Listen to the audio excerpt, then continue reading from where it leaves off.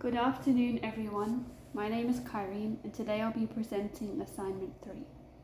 First, we will go through the learning intentions and success criteria of the lesson. The learning intentions are to recognize and write words that use the consonant digraph, to demonstrate knowledge of and the ability to write the graphemes used for the digraph, and to demonstrate knowledge and pronunciation of the two phonemes created by the digraphs. And the success criteria are that students can show a word that includes the consonant digraph to their classmates and their teacher, and that they can listen respectively when others are sharing their work.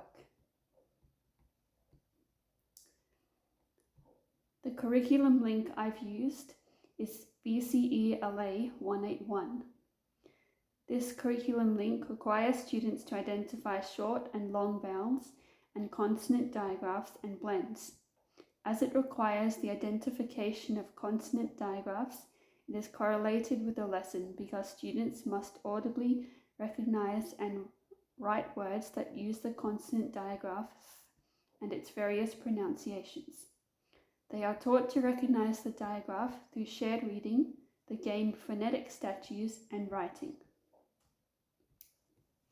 The lesson will be carried out using the following steps. Firstly, the teacher is to begin with a shared reading activity that involves reading the book The Homeless Monkey and focusing on the consonant digraph. The teacher will then use the list of words presented on the slide from The Homeless Monkey that have the consonant digraph and words that do not have this digraph to play phonetic statues. It is important to note that you should not show this list to students before starting the game. To play phonetic statues, the teacher is to slowly read out the words and pause in between. Children must freeze when they hear the words with the digraph.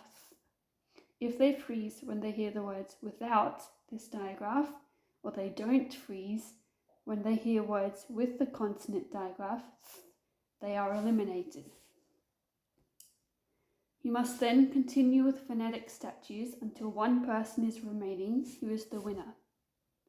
For the second part of the activity, after the game, the teacher will encourage all students to collectively state the two phonemes created by write on their individual whiteboards the two graphemes, both upper and lowercase, used to create the digraph, and one word that uses the digraph.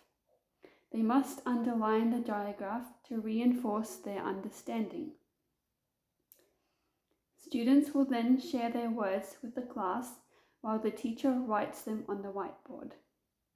The teacher and students will use the word without to engage in a conversation about its definition in the context of the paragraph on page 29 of the book.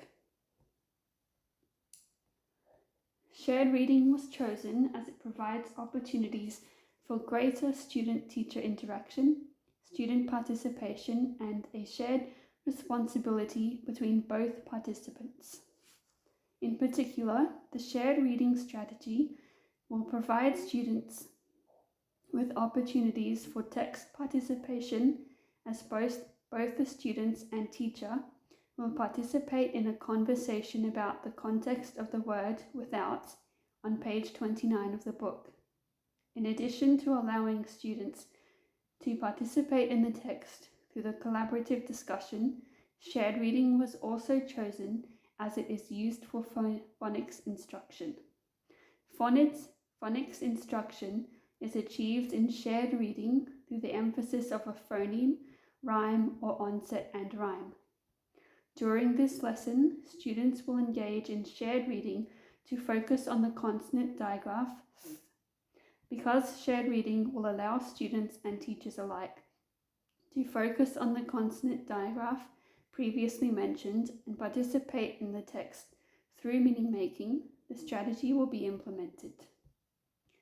Additionally, shared reading will also be implemented because it provides opportunities for text decoding. Text decoding is a section of the 4 resources model by Luke and Freebody that requires the recognition and use of text features such as the alphabet, phonemes, spelling, punctuation, conventions, and sentence structures, page layout, and text directionality and formatting. It also requires students to decipher the graphemes, punctuation, and grammar used in written texts. This correlates with the lesson because students will decode the two graphemes used to create the diagraph by listening to words such as there, everything, and with, articulating the appropriate graphemes and writing words that incorporate the diagraph. Because the shared reading strategy will allow students to participate in code-breaking strategies, it will also permit engagement in a part-whole approach, referred to as the bottom-up theory. The bottom-up theory focuses on the idea that learning to read is a process whereby the reader progresses from learning parts of the language, such as phonemes, words, sentences, and paragraphs, to understanding whole texts through engaging in meaning-making. The shared reading strategy will permit engagement in a part-whole approach because after the decoding process, students will discuss the meaning of the word without in context of the remaining words in the paragraph.